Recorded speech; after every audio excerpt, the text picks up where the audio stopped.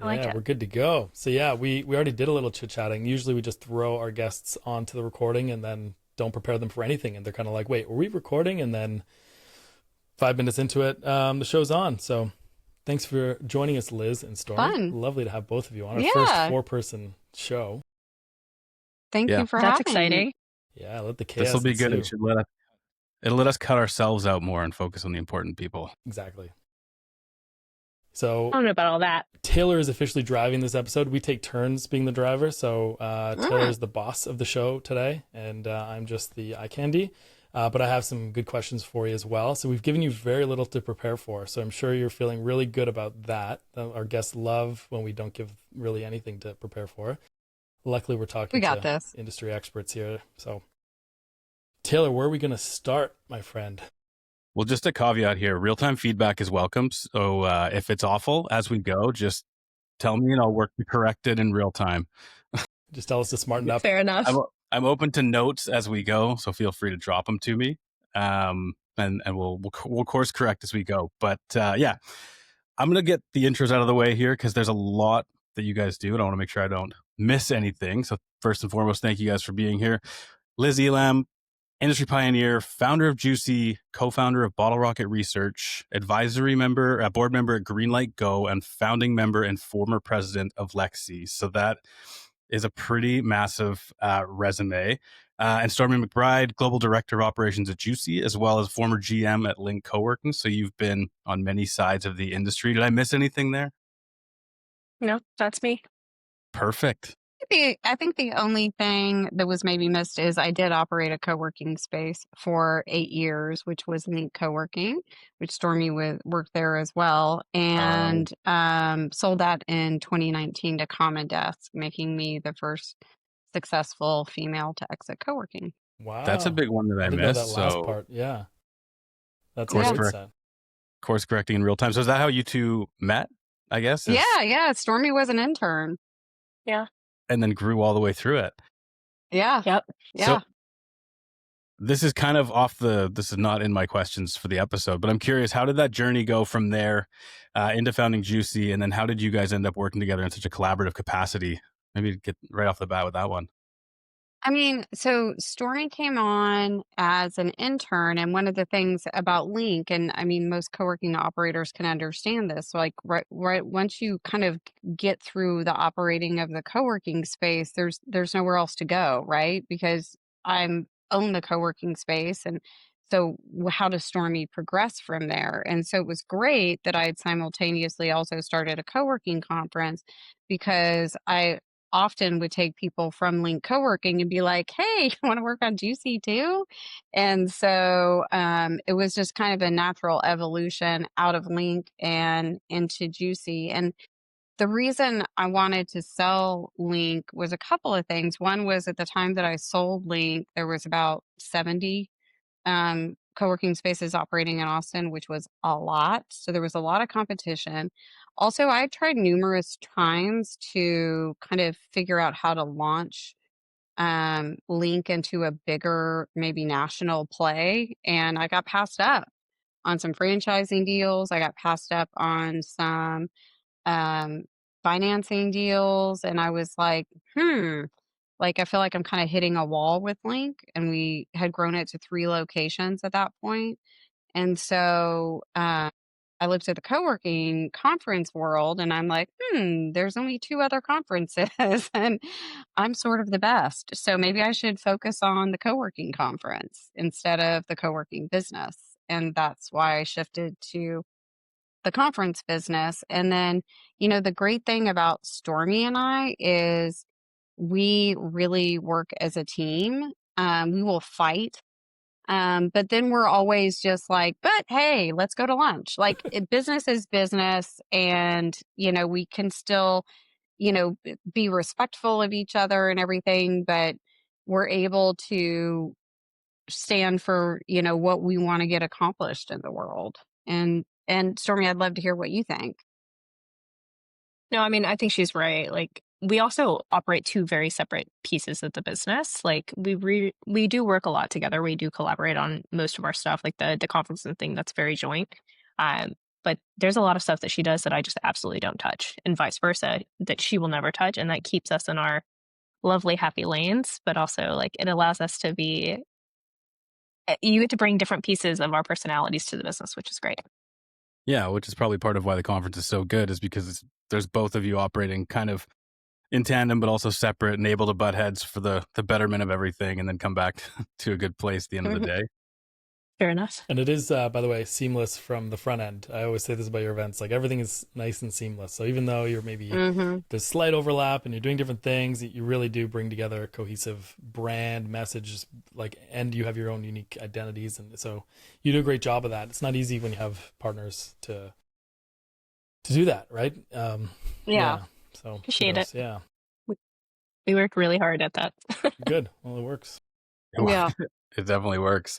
And so it's interesting, obviously we're kind of a marketing podcast. So with this episode, we wanted to approach this in sort of like a meta way. Obviously talking about how you build community, and how you market the conference. Obviously super successful in building a brand, building community, building partnerships. Your content marketing ecosystem is incredible. So want to dive into some of those questions, but then try to pivot them a little bit so that they're relevant to operators out there. I think with co-working as an industry, there's a lot of through threads in terms of if you're marketing a conference, there's a big community element to it in terms of getting people from the industry together. And then for operators, there's also a big community element to marketing their spaces. So I think there's a lot that people can hear from you about how you market the conference. And then we can try to kind of, reapply those as we go, into a way that's applicable for operators as well. So just to set the stage there, I just wanted to kind of put that out there as far as where we want to go with this, if that's cool with you guys. Great. Awesome. Okay, so obviously as a content marketing nerd myself, I'm super curious. You've got a podcast, which I think is nearly 140 episodes in right now. You've got the blog, you've got social media, you've got newsletters and broadcast emails. So I'm curious, can you talk us through a bit of the content marketing flywheel that you have at Juicy? Where does it start? How does it all fit together? What does that look like in the back end? Because it's awesome from the audience perspective. For me, I'm going to let you take that one. Okay, you guys are going to be really disappointed. This is not nearly as curated as you think it is. I would say we are really marketing is it's like second for us. It is never the first thing that we think about. And as much as I like hate to admit that on a marketing podcast, it's not really our bread and butter. We really focus on like how do we serve the community that we have? What is your ICP? How do we bring the value to them? If they have a really great experience, they get the content they need, they get, the connections they need, then they talk about it. And then the marketing kind of follows. The podcast is all Liz. She likes to talk to people. She likes to interview people. She gets to see the kind of like big strategic overthinking that kind of runs through our industry, but also helps guide it. And then as far as our like actual content and our like social media and our blogs and things that come out, we spend a lot of time talking to operators. And those conversations that we're having with them where they're like, last week I was talking to an operator who was like, hey, I'm trying to go from 1 space to 5 spaces in the next year. Okay, great. Like, what does that look like? What step are you in? And they were like, well, I don't really know. I need to talk to other people. So we get to connect them. But also, like, as we're connecting them, we're like, okay, somebody else is in this position. Where does that content come from?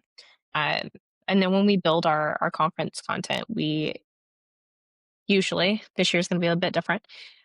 We usually look at it in okay, what trends are happening? What do we want to talk about? What's valuable? What do our sponsors who are helping underwrite it need?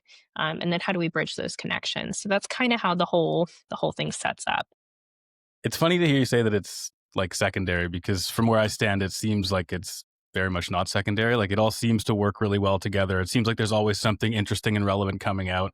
So it's funny to hear you say that it's kind of like the second thing and it's not the number one priority. And I feel like right there you were saying this year's a little bit different, and that does bring me to the point that I wanted to mention earlier. So 50th event in New York City, April 13th to 15th. Are you doing anything different in terms of marketing in the lead up to the 50th?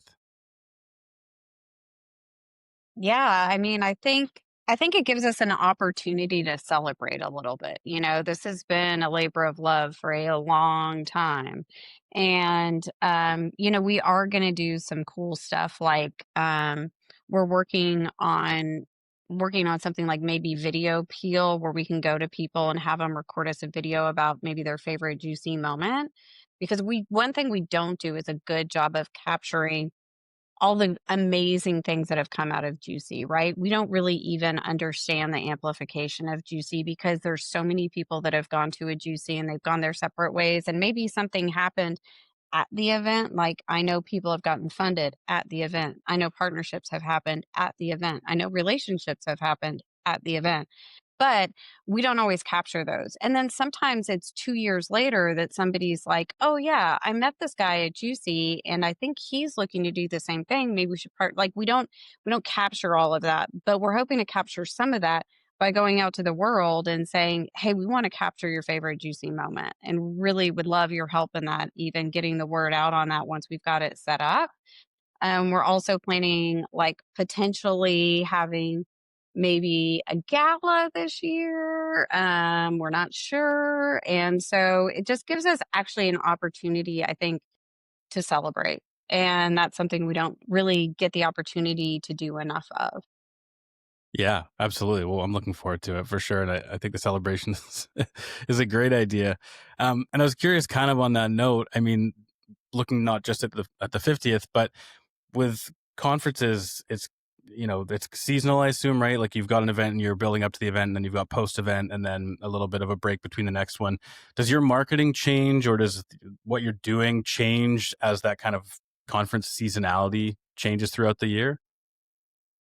Yes and no. So Juicy's really interesting in the fact that we have our US event typically in the early spring, and we always have a UK event in the late fall. Um, Depending on the year, depending on the countries that we have licenses with at the time, we may not have a lull ever. A couple years ago, we did 5 events, and so it was literally like rinse, repeat, rinse, repeat, rinse, repeat. This year we did 3, or we will do 3. So there's not really a ton of lull in the middle, but we've got some standardized processes that we use. Some of it is marketing where we do drip campaigns and we do, former member, lapsed member, things like that. Anybody who's come through, we do some pretty targeted stuff with them. So a lot of that is just like, hey, copy, paste, adjust, fit to the mold, and then get it out. Um, but otherwise, I feel like we have a lot of time where we sit down and we're like, okay, what do we like? Because quite frankly, like we don't want to put on events and we don't want to put out content that we wouldn't read or we don't find that's valuable. So we recently did an exercise thinking about this upcoming event, which I'm excited when we can actually like nail everything down and kind of share it. But right now, we're still very much building the plane while we're flying it. Um, but it was like, what does it look like if Juicy wasn't a content focused conference? What if it was an experience or a connection focused conference? And like in like the hierarchy of needs, like what if the bottom wasn't content and panels? What if it was like 2 or 3 up and the bottom was connection? Like what does that look like? How do we redesign it that way? And so then, we kind of go through these motions, and then as we start tinkering on those things, the content starts to change and the way we message starts to change, and it kind of leads us down a rabbit hole. Yeah. I one of these days I need to be in London when you guys do your UK conference. My wife lived there when we met, so I was in London a lot. I'm going in like 2 weeks, so I'm going to Mm. be just shy of Oh, the U. nice. I love it there, but I'm always like two Hmm. weeks shy of the conference, and I'm like, one of these years I'm going to get there. Just extend, it'll be fine. I would love to. Like, oops, I got stuck in London for an extra 10 days or whatever. Yeah, there you go. Yeah, Come this year. it's a write off. We have to go to Greece, and then maybe on the way back through, we can just push that flight out a couple days and just. There you go. Listen, we are not opposed to additional trips, especially after going over there. So Yeah, no kidding. let us know. Okay, well, I'll sell it to my wife. She doesn't really need much selling to stay in London longer, but we'll work on it. Do you guys find it different marketing the conferences in the two markets? Like, do you find marketing in North America is different than marketing in the UK? And if so, like how so? Yeah, completely. And this is why we've never gone into a market without a partner because we know that we can't possibly understand all the nuances and the culture of other countries. So, for instance, in the UK, we have partnered with Emily Lashmer and she's done an incredible job. And yeah, I mean, like when we showed up to the first Juicy, and actually Caleb Parker posted this photo recently of him doing a handstand on stage. At that time, we had the conference was with Justin Harley, who's now at Yardi, but he had licensed it. And he was like, come in, be completely American. And so we're like, great. Caleb and I are both Americans. And I get up there and I'm like, welcome to Juicy. And everyone's like, we freaked out those people and we came way too in your face. And so we definitely have dialed it back because they are just not used to our enthusiasm at a very basic level. But from a marketing perspective, what do you think, Stormy?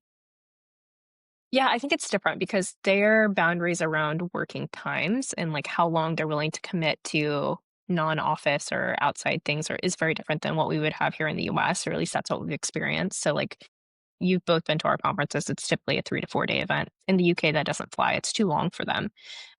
So because most people train in, they don't fly across because it's such a condensed space. So a day and a half really is kind of like our sweet spot over there. And so when we put together programming, it's like, okay, what's the value proposition? Like, is everything there? Can we get it all in a day and a half? But also, like, their summer holidays don't align with our summer holidays, and so our like standard marketing schedule doesn't necessarily fit just right. So we have to tweak some things, and obviously the nomenclature and the spelling differences, everything, all of our copy goes through a little bit of an edit there. That way, it's more fit for their messaging and whatnot. So. Yeah, Yeah, it's a little different. we've got the extra U's up here in Canada as well. So when when I'm working with my US clients, I got to make extra sure that we're taking out the U's and all this kind of thing. So Before we move Yeah. on, Taylor, I want to jump in on this kind of line of thinking. So, one of the questions I had at the very end was the difference between UK operators and North American operators. So obviously there's the UK's been stronger, at least it seems, at the industry earlier, and there's Yeah. still a very thriving business there. I'll pick the UK. I don't know how it is in broader Europe. I think it kind of trickles through a little, less robustly. But how do you find the differences pan out? If you could kind of summarize in maybe one or two totally generalities, but what are the main kind of differences you see that operators are doing in those two markets? And maybe there's opportunity for some cross pollination to occur. Anything stand out like that? Either of you? Yeah, I think one of the things that we see in Australia and also in the UK is people have embraced sustainability much faster. Like it is locked and loaded there. And it's not if it they all do it. So I think that's one thing that's interesting because I feel like we kind of stumble and bumble around it here in the Do you US mean what kind of and in do you mean environmental sustainability or some any No, other? more programs around making your space sustainable, looking at being regenerative, being a B Corp, being well certified. I mean, when we talked about well a long time ago in Australia when we were doing GC Australia, well had like nothing going on in Australia. Fast forward to 2 years later, they were like a known entity that just everybody did. And so they just adopt sustainability much faster. And I think, in the London market, it's a very mature market. It's a very large market. So they have been putting systems in place for longer. And so it's almost a more mature, established operations model over there. Yeah. That obviously I would say differentiates. London's. Sorry, I was going to say that that obviously helps differentiate in a very saturated market, and that's what the market is looking for. So that's interesting. Never thought of it from that perspective, but it makes sense now that I'm thinking about it. What were you going to say, Stormy, from your? No, I was very similar. I was like, it makes a lot of the spaces here in the States look infantile. It's very much like a well-oiled machine. Like you walk into the spaces there that, are comparable to the space brand, the type of brand that you would have here, but they've got really interesting, intricate programs, or they've got, a full stack because London it's a walkable city. Like some cities in the US and in North America are walkable, but not all of them. And we see a lot of suburban co-working, and not that the UK doesn't, but um, a lot of CBD areas, very, very all in one kind of focused. And it's incredible. The UK is just so dense as well. London as a city is so dense, and there's every part of London has its own kind of like central area, and it's hard to get from Hmm. one to the other, which is it's a awesome city. But So it Um, almost, before we move on, so just to finish on this note, like it almost seems like if we're going to be borrowing any inspiration, at least here in North America, we want to borrow from people who are in the most competitive environments, the ones who are thinking.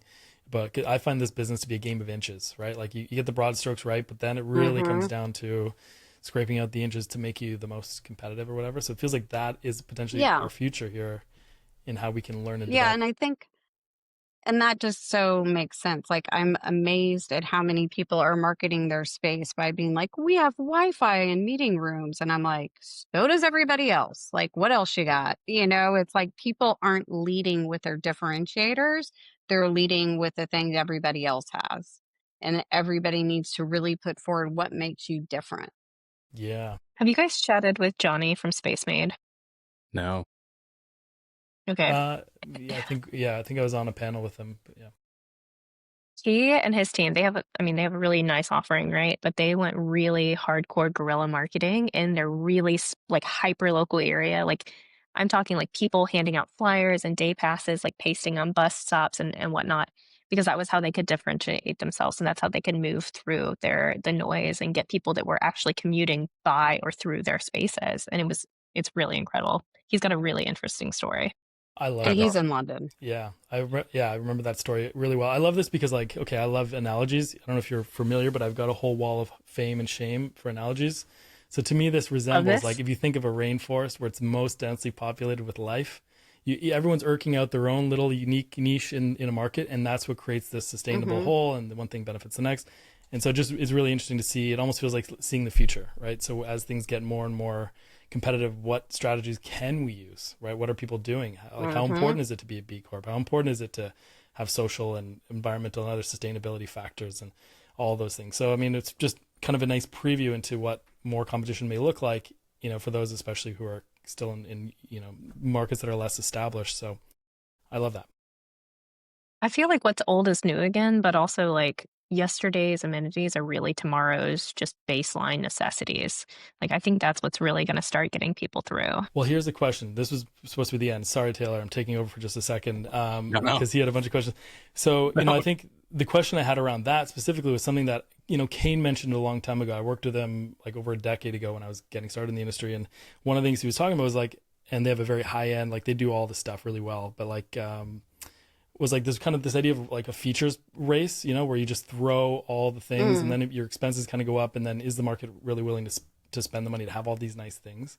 And so I guess the challenge is, and I guess this is inherently where strategy comes from, is what features are you going to incorporate? What things are you going to do? And Mm-hmm. some of those cost money and some of those cost thought and time, right? And Mm-hmm. programmatic, systematic things, which you've both hinted at. So I guess what are your thoughts? Like at what point is it, a race to the bottom in terms of just throwing features and therefore money at it? Or or is that just inherently what strategy is and it's up to each individual operator to figure out what are you going to optimize for? I think the smart operators are asking their people, right? It's like, what do the people want? Like when I my first location of Link Co-working, we didn't have offices. And it was a small location and that was okay. But when I started losing people because we didn't have offices, I quickly added another location and built a bunch of offices, just like walking across like outdoor courtyard.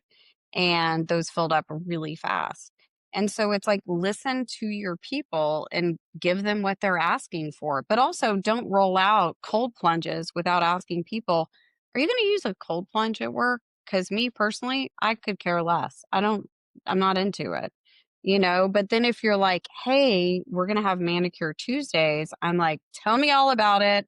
I'm going to be there on Tuesdays, right? So I think it's asking your people, but also I think it's interesting if you look at brands like Switchyard, which have really taken away the amenity. There aren't any amenities. It's here's your space. You can find a seat maybe, and there's coffee and water. Yeah. That's it. And And they're killing it. So I think it's more of meeting people where they're at and understanding how the world is changing. So like I was even thinking like I think part of the reason Switchyards is really resonating right now is they're really addressing a younger generation and they are a drop-in space, right? They're only charging $100 a month. So on Tuesday, when I have 2 hours and I'm already in that area, I'm going to stop in there for 2 hours, and I don't feel bad about it because I'm not paying a lot of money. But also, I'm not going to sit for much more than 2 hours because the majority of their furniture is hardwood, think Starbucks old chairs, right? So it's not ergonomic, and that's by design. But I would challenge people, instead of, it's not an amenities race, it's a hospitality race. Oh, you just jumped That ahead to a whole different section of our podcast, but yeah, I'll stop. What were you going to add to that, Stormy? Yeah, I think it's about making people have a tie to something bigger than themselves. So like community really is that connection piece. Like what makes it sticky, right? Is it nostalgic? Is it a genuine feeling? Is it familiar? Like what makes it so attractive for them? For Liz, it sounds like it's Manicure Tuesdays, right? Some people it is Yes. simply the Wi-Fi. Like I'm in a co-working space today because my fiber gets installed tomorrow. Like I needed the internet, right? But like, what is that thing that gets people to be like, yeah, I have big feelings or big ties to that place? So on the note of that draw, I was curious. One of the questions I had in here at some point that I wanted to get to was kind of this feeling of FOMO. When we talk to operators, we talk about, using your marketing to create a sense of FOMO. This is a place where you need to be, where you want to be. If you're not there, you're kind of missing out. And I feel like a lot of what you guys do with Juicy, like sharing photos from events and the parties and how much fun it was, it almost seems like to an extent you're creating this sense of FOMO, like, hey, you weren't at the last conference, you want to be at the next one, here's what you're missing. So to what extent does that sense of FOMO, whether it's about community, about whatever they might be learning from the programming, like to what extent does FOMO fall into your marketing strategy for the conference?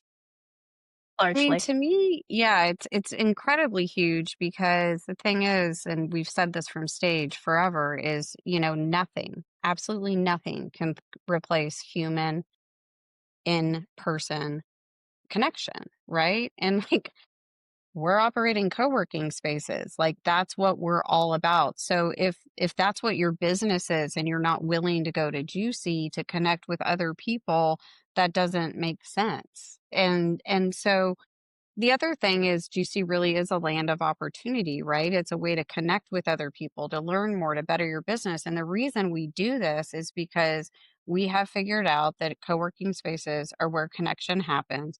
We're in a world with a loneliness epidemic. We've got off the charts people dying by suicide. And if we can help proliferate and raise up co-working and help people be better and do better and produce more co-working, that's what we're here to do in the world. And so the other thing, I was talking with somebody the other day and they said it's the weirdest thing to me is how much people share in the co-working world. And I'm like, yes, it's by design. It's because we are out there shouting from the rooftops all the time. You guys aren't competitors, you're collaborators. There is enough business in the world for everybody. Everybody can go open a co-working space and we won't have enough. So the thing is we need more co-working and we need the existing co-working to thrive and do better and expand so that we can help more humans feel connected. Yeah. Yeah. Sorry, go ahead. I was gonna say, I just want to reframe how we look at it for FOMO. FOMO for us is more the fun part where we do the like really quirky, like weird giveaways or like, that usually comes up in a text message at like 7 p.m. when we're having dinner or something, right? But like the way we really look at it is attraction marketing. Like the people that you want to learn from and the people that you want to meet and network with are in that room. Do you see yourself in that room? And that's kind of how we use it. Yeah. And so more tactically too, I'm curious. I know we talked about sharing photos and kind of the like event photos and the fun side of things, but there's also a lot more that you guys do, like the podcast and profile and the kind of people that you might expect to bump in there too. So if we're looking at this maybe from the operator's lens in terms of what can they do to create that sense of FOMO or, needing to be there, what else are you guys doing to kind of drum up that sense of FOMO and showcasing the community who's there? And by the way, before you answer Yeah. that, Taylor had extreme FOMO because he was getting married during your last event.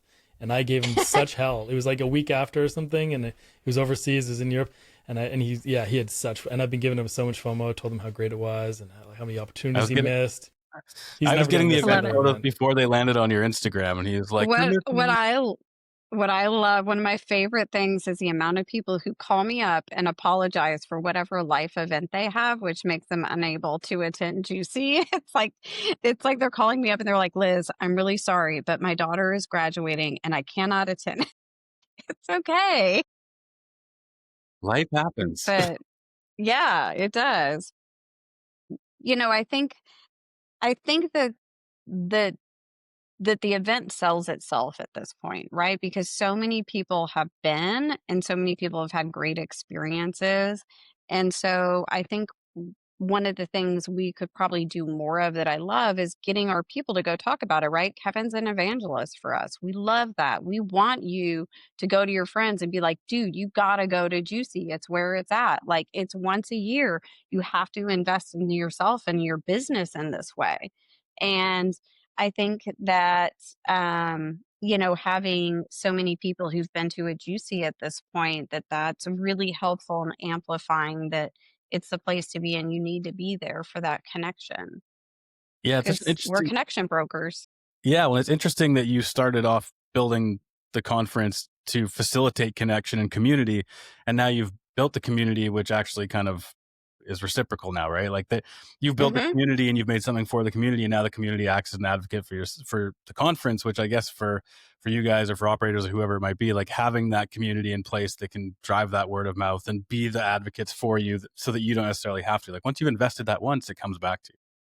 Yeah, I mean, Adam Stoltz was just at an event in Boston and ran into a gentleman from Bevy. Bevy's never been at Juicy, and he's like, "Why aren't you at Juicy? You need to be at Juicy." And then he was posted something online, and I said something about you should be at Juicy. And then Chris, a friend of ours, was like, "Yeah, why aren't you at Juicy?" So then we got the meeting with Bevy. Like, that's huge. Like, that's our people helping us get in the door. Yeah, and Stormy, were you going to say something before I go off on my next little tangent here? I mean, I have a hard disagree that the conference sells itself these days, but there's a lot of work that goes into that, Liz. Again, two separate silos here. No. And I was curious too. Like, I think one of the hard things, you guys obviously do a lot of organic type of marketing, whether it's primary or secondary, whatever it might be. But I'm curious, like, it's something that you obviously invest in pretty heavily. And I know a lot of the time when people are looking at that organic marketing and that word of mouth, it's not always easy to put a number to it. Like you can't always assign that, we sold 60 tickets because people are talking about us. But how do you kind of tie the value of those maybe less tangible marketing efforts to the value that they bring in terms of selling tickets or, promoting the conference? How do you kind of like bridge the gap between the two of those things? Sorry. So this is an interesting one because we talk about this in a really different way than I would say most people do. So you mentioned we invest in it. Our marketing budget line item on my like conference budget would terrify you. It is so minimal. However, our like scholarship budget is quite high. And so that's one of the ways we do it. Like, where does the ROI come from? Does it come from, one of our members who was at a different event bringing it back to us because he got something out of our, free consulting? Sure, that's great. That is a tangible thing for us. But ROI from connection is so difficult. I will Hmm. tell you tactically some of the ways that we do this. We don't really spend on ads like we haven't in years, mostly because that is so far out of my wheelhouse. It's not even funny. I tried to employ Jake to help me with it, and I just got too tired of it. And I was like, this is not happening. Um, but what I will say is we spend a lot of time pouring into people, and then people pour back into you if they feel safe and feel heard and feel serviced. So one of the marketing things that we do is all of our team, everybody on the team has Google alerts set up for new co-working spaces opening, work clubs opening, what is it? Social wellness and something else. Like there's several different tags we use. And anytime it comes up, somebody responds and it's like, hey, Sam, saw your certain article in, the Sun or whatever it was. Looks like you opened a co-working space. Congratulations. Welcome to industry. We run this thing. If you ever need a resource or anything, hit us up. By the way, our next in-person event is in 2 months. Come meet your peers. Right. And so we do a lot of that. And that's heavy on the manual labor, us reaching out to people. But with those things, when they respond, we give them a code or something, and that's trackable, right? So that's kind of how we see it. Yeah, and I mean, I guess investment is, you can look at it two ways. There's maybe less, financial investment, but there's a lot of legwork, like you're saying, that goes into that. So Yeah. the investment is in time and legwork, and this kind of naturally segues me to like, again, a little bit granular, a little bit tactical, but as a content nerd, I'm always curious. Like, you've got a lot on your plate already. there is a lot of legwork that goes into doing these things. So are there any, I know you mentioned like drip campaigns earlier, but are there any automations that you have in place that help make this easier on you? And maybe a totally different question, but are you guys using AI in any way to augment any of these efforts that you're putting into marketing? Yeah. So we use a company called Prop Fuel. They are they're expensive, but they're really awesome. And the way I would describe them is if SurveyMonkey and a Choose Your Own Adventure book had a baby. So like I can customize, I can design it. Kind of looks like a any kind of EDM you would send out, like a MailChimp or anything like that. But you can ask a question like, "Hey, what are you purchasing in the next 6 months? X software, seating, you know, dogs." And then depending on how they click on it, whoever the recipient is, we can obviously gate that kind of information. We can send them a white paper. We can send them a demo link. We can send them an email. We can do a pop up. We can do like all kinds of things. And then you obviously set it. It's a drip campaign, so we can set check ins or we can set flags like, hey, somebody here isn't happy with their whatever. Can you link them with somebody that provides one of the tech services or whatever? And so it allows us to be a really good partner, but also get to know our people. So that's one of the techs we use. I mentioned the Google alerts. I will tell you that a lot of our stuff is manual. We are not a heavily tech team over here. We do like AI, but not as it's not a automation flow yet. Yeah, fair. Liz? Yeah, I mean, I use ChatGPT every day now. Love it. Want to use it more. Really playing around with Notion a lot. And so I'm really excited about the possibilities that AI brings. I think it is like one of the most exciting inflection points I'll get to live through in my lifetime. Yeah, this is just a personal tangent though. I'm curious, as somebody who uses ChatGPT all the time, I had this weird thing that last week when the new ChatGPT 5 rolled out and I was using it for some of the same tasks that I had been. And I kind of found that it had like Hmm. gotten dumber for like it's the did you find that? And then it made me think also like when we become more reliant on these technologies to do Hmm. these things, and then if the tech changes, have we lost a lot of this? Hmm. Like, did you find that? Do you find that you're like, Yeah, I did see a blip last week for sure, but I just assumed that it's going to get fixed in no time and be back to normal, and I feel like it was. But yeah, I do think, it's so early on still that I think there's continually going to be things breaking and things getting fixed and things evolving, and I think we have barely begun to utilize it. yeah, I definitely think we're just scratching the surface. Kev, sorry, I've been just rambling and on a tangent here. It's usually my Anything job. interesting you want to chime in with? No, I mean, this is, yeah, I want to kind of pivot a little bit to something you've said. I've been taking notes, which I don't always do on these. So I'm going to eventually like summarize this either in my head or in writing. But, it seems as though what you're doing mimics a lot of my strategy in terms of business as well. It used to be marketing focused. I used to write every single day on my blog, my email list. I used to do a lot more webinars and all kinds of stuff. And I've, over the last couple of years, been much more focused on people and helping people and just Hmm. like introducing people and meeting people and going to events. Like it's not an easy task to leave the family and travel down. It's Hmm. cross border and I love it. And every time I do it, so I've been mentally I've been thinking like it's business is about people. And so it seems like you are basically doing the exact same thing. You're focused on people first, which is inherently part of your product, and then you're thinking about marketing after to talk about what you're doing, which I love. So I guess, this kind of is a nice segue into something, Liz, that you've been talking about for a few years now. Been doing a little bit of research on your thoughts around hospitality and co-working. So you Hmm. have this idea that co-working is in the wrong category, that it's not a real estate It's not an category. idea, Kevin. It's a fact. There you go. You have this fact that we're all just being enlightened to, and it's that we, in fact, instead of being in the real estate industry, we should actually be considering it. And co-working, in fact, is in the hospitality business, in the workspace hospitality business. And I just wonder what Hmm. you can tell us to kind of reinforce it. I'm huge on mindsets and Hmm. it's related to people. So tell me, like, how is this a fact that we all have to wrap our heads around so we can see the world the same way you do? Yeah, I mean, basically, what happened was during the pandemic, I was really looking at the real estate industry, and it's pretty archaic. It's ripe for a disruption, and it's not our primary business. What we do isn't real estate. What we do is hospitality. Now, real estate is incredibly important, right? If you get the real estate wrong, your co-working space is probably going to fail. It's that important, right? The negotiation is that important. Your location is that important. Is real estate absolutely important? Yes, but it's more of a point in time decision, right? You decide where your space is going to be, you negotiate what your rent is going to be. And yeah, you're going to probably change your space over time, and how you set up your space is really important. But what we do every day is hospitality. And so that's why I very intentionally went out there and was like, we got to change this. Because also, real estate is sort of an anchor right now, not a sale. The office market is on its way to crashing.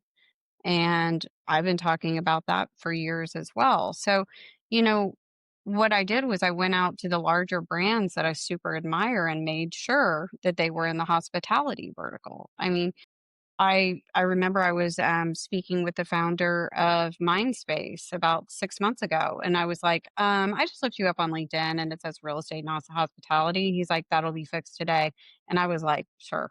And I looked at it, and it was fixed. I love that. I And love that. and that matters, right? And it matters how we identify ourselves, and because it matters what we do every day. So, you know, if you identify as real estate, I think you're probably identifying as the wrong thing, unless that's what you care about is property over people.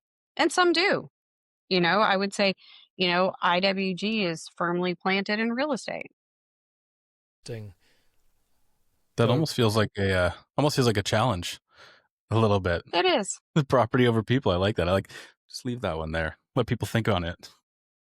Yeah. yeah, well, I love that concept, and it's an interesting framing because you're right. It is almost like a one-time event. It's critical, but it's a commodity. It's almost like code. So if you're a software business, you're not really in the code business. You're in the business of helping people accomplish the task that they want to do, right? And the same way, office is like, yeah, it's in an envelope, a building, a product, which is super critical, and yet, like once that's done, then it's like, okay, what else are you going to do? Because you can't just rely on Yeah. the building. Whatever's not going to do it for you. So, yeah, huge. And that's why that market is crashing. And what are some of the most successful? So you had examples like Industrious. I think you had the Ministry, Space Made. There was a bunch that you've kind of cited. In this case, Mindspace.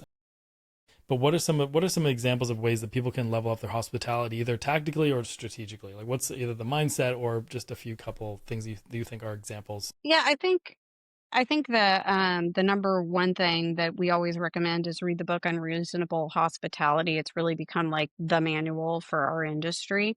It's just a great example of how hospitality could be.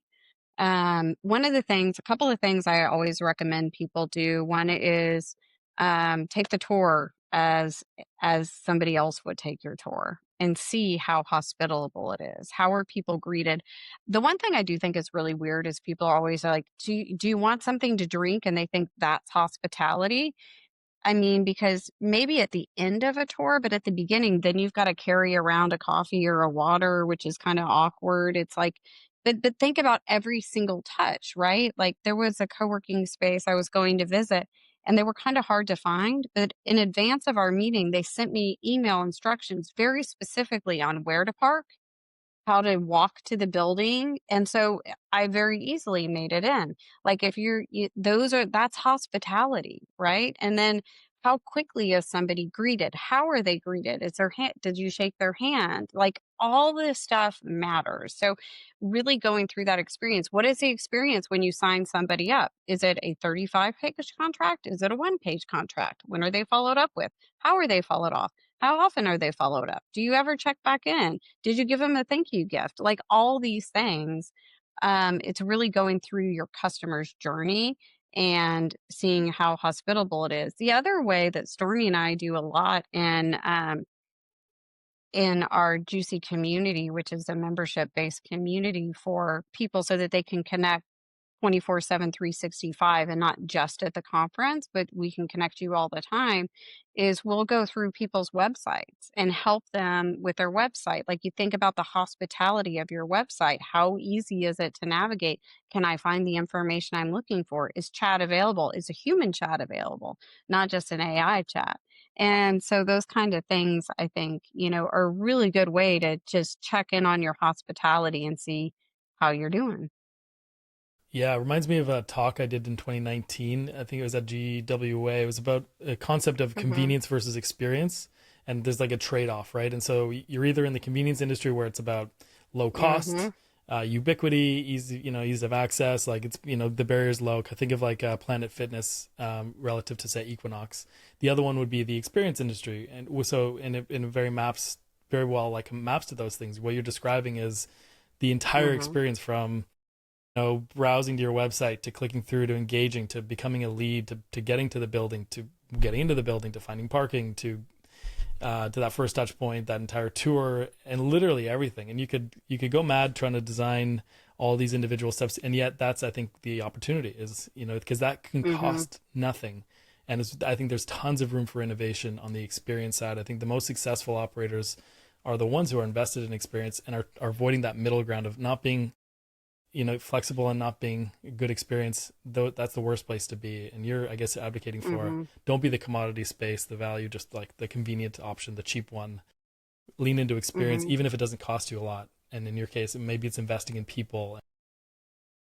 But you know It what? doesn't Switch have to yards is cost you a killing lot. it. Yeah, Yeah, yeah, yeah. agreed. But also, I'm totally okay with switch yards. Like that works too, right? Like they are. It's a very simple model, but it's really resonating, and that's okay too. As long as people are finding a way to connect. To the product or service. Like, I think you have to think about, like, what is the vibe? What is the feel? What is it that they're looking for? And how do you sell them that? Because, like, the cool thing about Switchyards and other work clubs, not just them, is like you go in and it is very vibey. It feels like a membership club, right? And people want to be a part of something. But I also think it goes back to first and last. Like, what was your absolute first experience with the brand, company, person, place, you know, purpose, whatever it is, but also what's your last? When I was in college, I was in a sorority, and our whole thing was anytime anybody left our house, they had to be loved upon leaving. They had to leave with a really good feeling in their, in their persona or whatever it was. Um, and that's been a really interesting concept to think of. And like we talked about it through Juicy, but it's like, okay, what's the last thing we do with people and how can we make it a better thing? And we have lots of room for improvement on that. But you think about when you check into a hotel and they give you like a really nice warm cookie or they give you a cold beverage or, Hmm. what's your welcome kit? What does that look like? And none of those things are expensive. You're talking like a 50-cent cookie, that's been warmed, right? Like these are bulk. None of this stuff is like crazy, but it does make somebody. It's like, oh, if you're just a little bit better, you just have to be a little bit better than the next person. Handwritten notes, like how do you stand out in a way that is? I mean, it's a little bit more of an effort or a lift, but I will tell you that we write handwritten notes after all of our events, and it's one of those things that people talk about. They'll be like, "Oh, I got this note Oh from you yeah. guys," and we're like, "Yeah, yeah." It's like a Um, surprise and it, delight. Looking for ways to do little surprise and delights. That, by the way, is taps in all kinds of psychological things. We won't get into like reciprocity and everything else, but yeah, I think that last feeling, they'll forget the mic didn't work or the something was delayed or some whatever. All they'll remember is how they felt. And if you and you do a great job of this the first day and the last day, the parties and like the connections, like I think generally people walk away feeling amazing. And then you've got the tours at the end, so I think that's a great mindset as well. Is how do you have people leave feeling? I think you said loved or yeah. Loved fun leaving. yeah. I think that's a great example of like that's a mindset that plays out tactically all the time. But yeah, so love that. Love the hospitality angle. It taps into my model of experience, and I think it's a way that can cost you nothing, but innovation and thought and planning and systems and hiring people right from the first time, bringing people in from the restaurant industry or the hotel business and then equipping them I with mean, yeah. and that's why I started Bottle Rocket, right? Because we figured out that the most pivotal thing for co-working is the people. Yeah. So I was like, well, let's help people find the best people and retain those people. And also why I've never worried about return to office, because return to office equals losing talent, and nobody wants to lose talent. We were talking to somebody who worked for a large brand that had multiple locations, and they were saying that they could track the data from when a community manager left one space and went to another because their membership base shifted to a different location. And it was Wow. really interesting because, like, people do connect with people. People buy from people. They get so accustomed to the experience, the familiarity, the genuineness of a person, especially if your community manager is greeting your members by their name every time they come in and they feel seen and like that's their spot. This is their usual. I love it. I love it when we tap into, Ernest Hemingway has a line, start with the truest sentence, it's about writing. And I love when we tap into people's premises of like, okay, what is the most true thing you know? And in your case, it's about people and connection, and then all the things that trickle down from there. At least there's probably a few of these, but that seems to be a really fundamental first principle for you.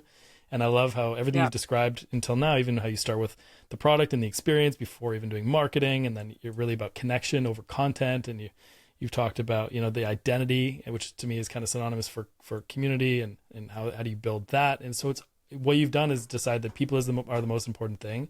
Surprise, surprise. And we're going to optimize for the people component of it. And everything, and we're going to report on it in our marketing, and everything's going to be downstream of that.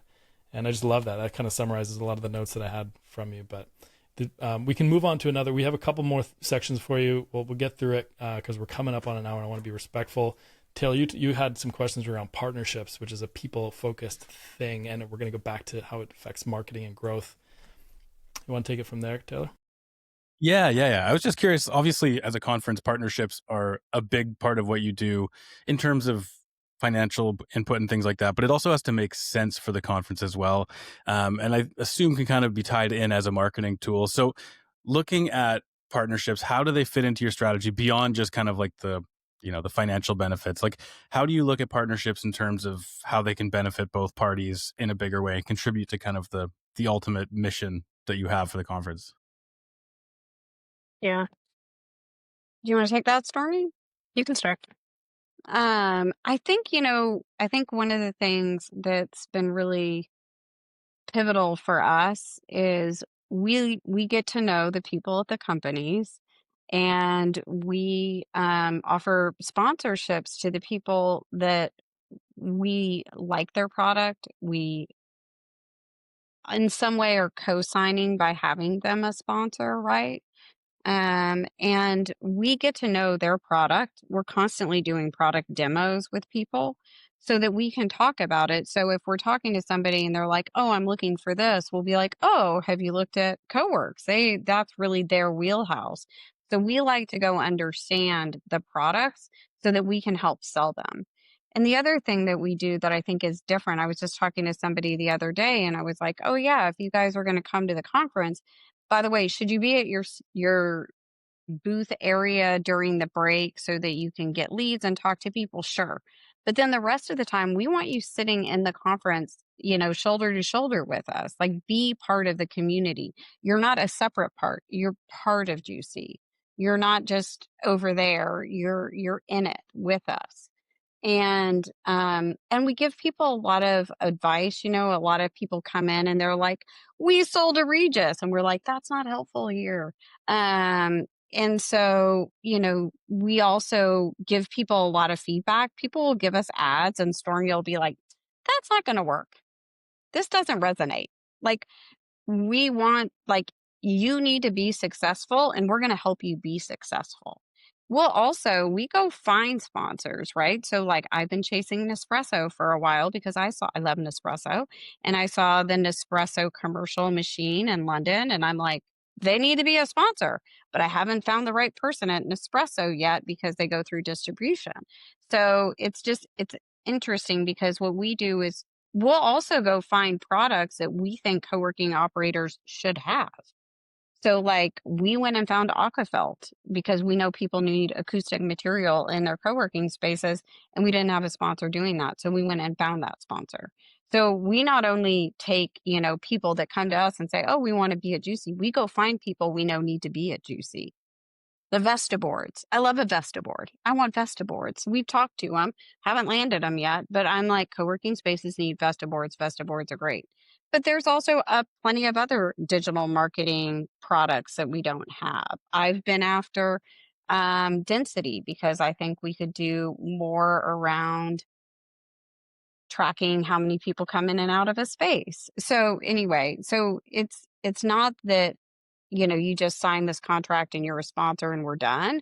We help you sell. We understand what you do and we'll connect you with people. Yeah, well, you're offering Yeah. pretty big platform as well on your end. It's not just the conference. There's marketing materials in advance. There's the newsletter where you're including sponsors and their content in there as well. So it's definitely like a well-rounded ecosystem. And an owner mentality sounds like too. You're really thinking about the ROI for, in this case, your sponsors. There's other kinds of partners, and you're really thinking, how do we make everyone successful? And that seems to be great. If they don't sell something, they're not going to come back. So we're going to help them sell something. Stormy, yeah, I would say it's. Sorry. No, I said I feel like you got cut off. So I just want to make sure you got to speak. No, you said ecosystem, and I was like, yeah, that's it. That's kind of the way we sit at it, because we sit in a really unique point where we're straddling the line of operators who need these services that are building these things, like a lot of time, either with investment or with their life savings, and then we've got these vendors and service providers who are like, I want to sell this product to somebody. But the place that we sit in that connection brokering is it needs to be genuine. And it needs to be a one-to-one. Like, you have to want it and or need it. What's the value add? And I think that's kind of where it goes for us is, can we connect you with somebody that has a product that you need, want, or should use, right? Versus like, here's a hard sell. Like, one of my favorite things about our sponsorship is, one, everybody doesn't get the same sponsorship deck. Breaking the fourth wall here. If you've ever got sponsorship from me, it's likely a different version than somebody else has got. Because we don't offer everything to everyone, right? Because if we don't think that you're a fit for a certain thing, we're not going to offer it to you, because that seems disingenuous for us. But also, like, if you're new to us and you're coming to us with the conversation, and we don't think that's a fit, you will get a, hey, I'm happy to take your money, but I don't think this is good ROI for you. And like, transparently, if it doesn't work, it doesn't work for me either, because you're going to leave with a bad taste in your mouth, and I don't need that. But what we like is partners and sponsors and, anybody who comes through that's like, this is great for us. We can amplify your message. We can, say your name in rooms that you're not already in. We can help you, spread the word. Like, some of our sponsors bring us incredible attendees, and vice versa. Some of our attendees, like she was saying with Betty, are like, hey, this company needs to come in as a vendor. Like, this makes sense. So it's really just an amplification tool for us. Yeah, it's kind of in line with the whole spirit of the industry, is making sure that it's win-win, and you being in the middle as a facilitator to make sure that for these operators, it's a great thing, and for the sponsors, it's a great thing, and it's not just one, getting a leg up over the other, which I find is really cool. And one thing that came to mind here is, like, you're talking about Nespresso and Bevy and all these kind of maybe slightly outside of the box, partnerships or sponsors or things that you might not think about right off the bat. Do you guys have a favorite partnership, or like one that stands out in your mind as a really cool example of something that came in and worked out really well for everybody that might have been a little bit different than what you would have thought? I think some of the ones that are really fun are, we recently really upped our sponsorship with Yardi. And Yardi, was originally a company called One Systems. And Warren, who I'm sure you guys all know, was like at the first Juicy's as One Systems with his brother Dale. And, we've known them forever, right? And we've watched One evolve into Yardi, and then Yardi continues to evolve it and change it. And our relationship with them, we actually had a blip in our relationship in Seattle. They did something that we didn't like, and we called them up and let them have it. And ever since then, our relationship has grown. And I think that's just a real nod to how important it is to be authentic and stand up for yourself. And then it just changed our relationship. It became much more open. We were more communicative, and our relationship has absolutely grown exponentially since then. And, we do custom events for them that have been wildly successful for them. And I would say they're wildly successful for us too. And so we've really grown together. And as they've grown, we've grown. And it's been absolutely lovely. I would say Yeah. my favorites are the ones that let us get creative. Like, I'm really proud that most of our sponsors are returning sponsors and have been with us for years upon years. Like, I think Yardi previously, Yardi Cube acquired One Systems and turned it into this platform, but Yardi's been with us for 12, 13 years at this point. So, that's a long-standing one. But when you get in with these companies, Yardi being one of them, we've worked with Barry for a long time. We've worked with several of these. They'll come to you and be like, hey, I want I want our sponsorship to do this. This is the objective of the sponsorship. We've got, you know, X amount of money. What can you do with it? And then it lets us run wild and we get to do some really cool things. That's how our first scholarships were funded. I believe it was Cobot came to us and was like, Mm-hmm. hey, we want to bring new people to the table. Like, how do you help us get there?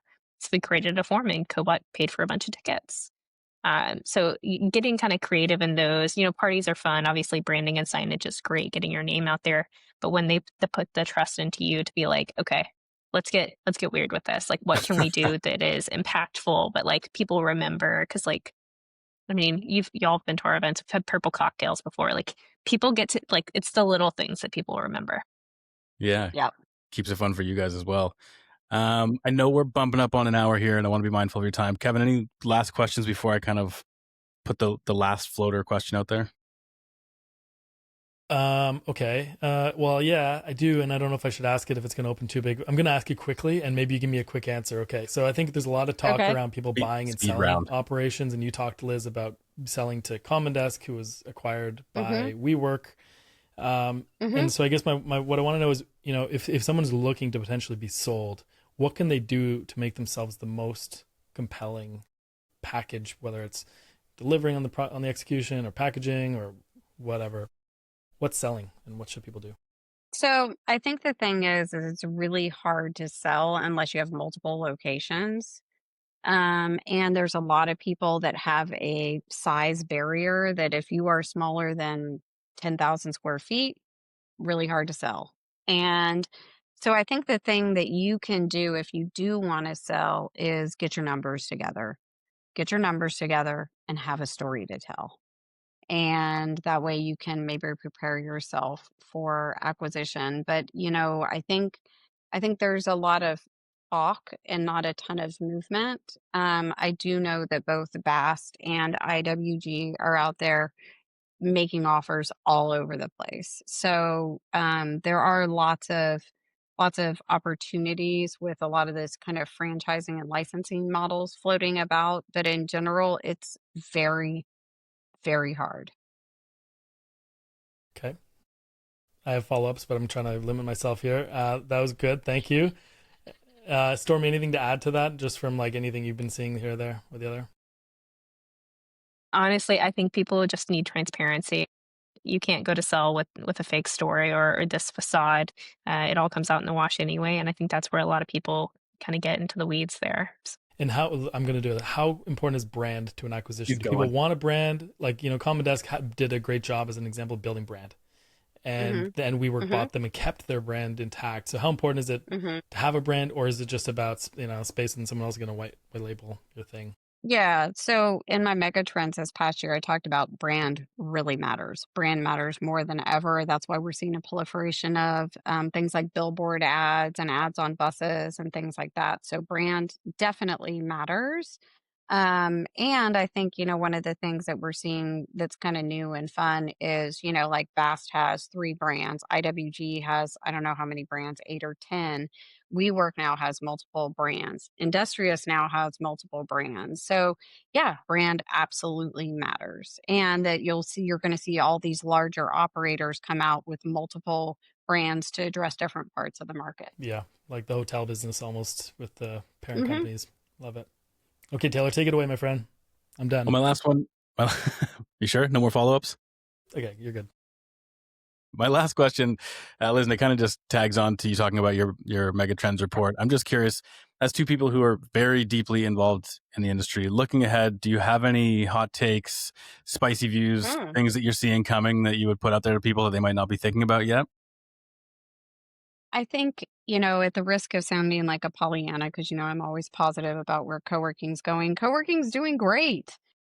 If you look at it, CBRE just put $800 million into Industrious to buy them. WeWork got a huge investment from Yardi. We forget, like, these things just happened. One of my favorite things that is, in my opinion, a fantastic indicator is if you do a Google News alert on the industry, you will see that there somewhere in the world there's a co-working space opening every day again. And we hadn't seen that for years. Also, all the places that were having a slow comeback, like Washington, D.C., Chicago, etc., they're now all back. San Francisco's back. They're all back. So we can fully put COVID in the rearview mirror and know that this hybrid and working remote are possibly two of the best things that ever happened to co-working. I'd agree. Stormy? No I think pressure. mine is that the corner office like vision of success that was like my father and my grandparents' view is not a thing anymore. It's dead. I think it's really dying, especially with the younger generation. So this like freedom of travel or work anywhere or don't work anywhere, just like be wherever you are, is really going to take over. I think the experience economy and the gig economy is really going to rise as people start kind of being more nomadic and having less roots and things like that. So I think the way office works is going to shift quite a bit. Yeah. Yeah, and I don't think we're far off from the term office disappearing from our vocabulary. That Yeah, was a I'm with you. spicy way to end the show. I like it, and I couldn't agree more. Values are changing. People, the way they work are changing. It's going to change. The industry will change with it. So before we let you guys go, thank you for joining us. What's happening with Juicy? What do you want people to know? Where should they go to find tickets? Because the conferences are awesome, and if you're not there, then you're missing out. Yeah, like head on over to uk.juicy.co and pick up your tickets for London, which is October 8th and 9th, right, Stormy? Is that correct? Yep. Yep. And then in the spring, we will be celebrating our 5th time in New York City and our 50th event. We've got a lot of new things coming. We're making some big changes. And the big changes are so that you can connect better at Juicy and meet more people. And I think that's what it's all about. And so you can pick up those tickets at NA, which stands for North America, na.juicy.co. And those tickets are on sale now, and they're only going to get more expensive. Can't wait to see She's you guys not there. wrong. If you're not watching this on YouTube, Thanks for by having the us, way, guys. the smile was fantastic at the end of that last sentence. This is why you got to do the YouTube version. Well, hopefully see you guys in London, but definitely see you in New York. Yeah, for Fantastic. sure. Thanks, guys. Thank you. Thanks for having us. This was really It fun. was fun. Yeah, absolutely. It's our pleasure. Thank You guys you. are great.